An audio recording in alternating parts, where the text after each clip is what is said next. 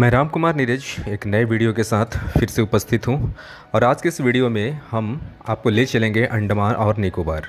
और अंडमान निकोबार के बहाने हमें समझने की कोशिश करेंगे कि आखिर अंडमान और निकोबार का हमारे लिए यानी कि भारत के हिसाब से अगर हम बात करें तो इसका इम्पॉर्टेंस क्या है।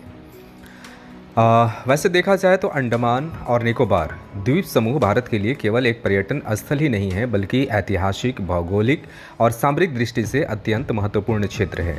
बंगाल की खाड़ी और अंडमान सागर के बीच स्थित यह द्वीप समूह भारत की समुद्री शक्ति और सुरक्षा का महत्वपूर्ण आधार माना जाता है। लगभग 572 यानी 572 छोटे बड़े द्वीपों से मिलकर बना यह क्षेत्र भारत के केंद्रशासित प्रदेश के रूप में जाना जाता है। इतिहास के हिसाब से अगर हम बात करें तो अंडमान और निकोबार का नाम भारतीय स्वतंत्रता संग्राम के गहराई से जुड़ा हुआ है।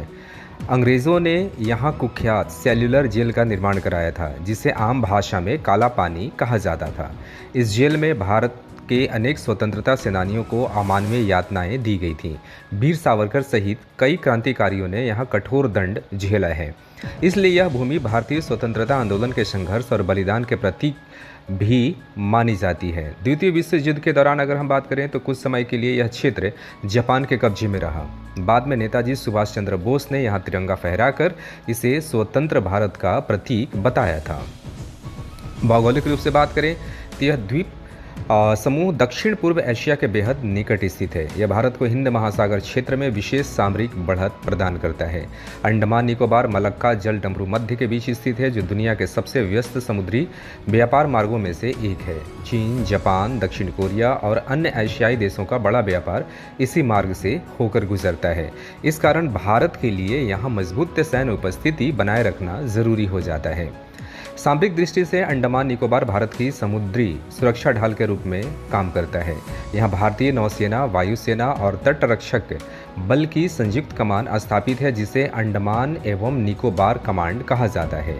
यह भारत की पहली और एकमात्र त्रिसेवा कमान है। हिंद महासागर में चीन की बढ़ती गतिविधियों और स्ट्रिंग ऑफ पल्स जैसे रणनीतियों के बीच यह क्षेत्र भारत के लिए और अधिक महत्वपूर्ण बन गया है। यहाँ से भारत समुद्री गतिविधियों पर निगरानी रख सकता है तथा आवश्यकता पड़ने पर त्वरित सैन्य कार्रवाई भी कर सकता है। इसके अतिरिक्त यह क्षेत्र प्राकृतिक संपदा और जैव विविधता से भी समृद्ध है। यहाँ घने वन, दुर्लभ जीव जंतु और आदिवासी समुदाय निवास करते हैं। पर्यटन की दृष्टि से भी यह भारत का अमूल्य धरोहर है। हालांकि विकास और पर्यावरण संरक्षण के बीच संतुलन बनाए रखना यहाँ एक बड़ी चुनौती है। तो कुल मिलाकर अगर हम बात करें या निष्कर्ष की बात करें तो अंडमान और निकोबार द्वीप समूह भारत की ऐतिहासिक विरासत, भौगोलिक शक्ति और सामरिक सुरक्षा का महत्वपूर्ण केंद्र है। यह केवल समुद्र के बीच स्थित कुछ द्वीप नहीं बल्कि भारत की राष्ट्रीय सुरक्षा, समुद्री प्रभाव और स्वतंत्रता संग्राम की अमर स्मृतियों का जीवंत प्रतीक है। तो आज के इस वीडियो में ही तक। कैसा लगा वीडियो बताएं तो खुशी होगी। धन्यवाद।